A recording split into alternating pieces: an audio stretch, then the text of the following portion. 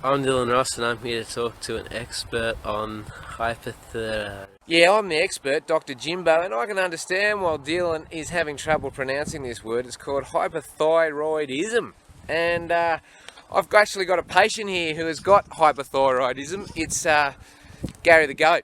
Hyperthyroidism is basically when you've got an overactive thyroid which produces too much of the hormone thyroxine. Dr. Jimbo, what is thyroxine? Thyroxine is the main hormone produced by the thyroid gland. And what it basically does, it increases metabolic rates and, your development and your growth and all that. And what are the symptoms of this disease? Basically, muscle trembling. Look at that. That's really bad muscle tremble, eh? Hormones, just getting way out of control. Gary, he's a human.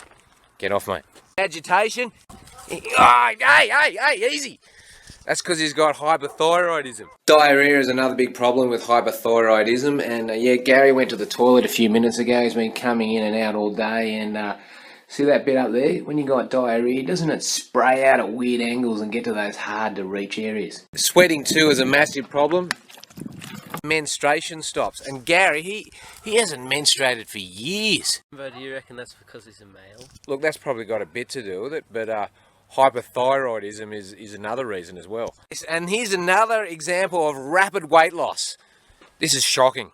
Gary, I think you've got an extreme case, so we're going to have to look at giving you some beta blockers, mate. These are drugs commonly used to treat people and goats with high blood pressure. They won't reduce your thyroid levels, but they can reduce a rapid heart rate and prevent palpitations, because that's what these drugs are all about, stopping the symptoms.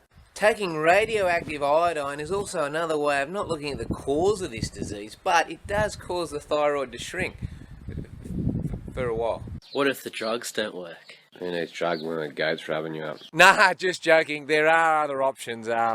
It's called cutting stuff out of you. When drugs don't work, get the knife out. You can get a thyroidectomy. That's a pretty long word as well. And they do thyroidectomies on basically people who are pregnant because they can't take the medication, like Gary. Gary's lucky enough not to be pregnant at the moment. Isn't that because he's a bloke? Yeah. That's got a bit to do with it as well. And the other reason to do a thyroidectomy is for people where the medication just doesn't work. Before we wrap this talk on hyperthyroidism up, I just want to talk about another way to stop the disease happening or even cure it in a lot of cases. Now, this is a really controversial method. It's not talked about in the school textbooks. It's not even talked about in the medical textbooks. It's called having a healthy lifestyle, eating properly, doing exercise, not drinking, smoking, basically creating conditions in your body where your thyroid doesn't get out of whack. Just joking! Why do that when you can just sit on your ass, hey Gary, and eat chips, beautiful, yeah, and get all out of whack. And then, when you get a bit sick with maybe a bit of hyperthyroidism, just go to the doctors and they'll give you drugs and cut you up. And the good thing is, most of it's paid for by Medicare, so you can just sit back and have a laugh while watching the national budget blow out quicker than you can say, "Geez, Gary, you got a big ass."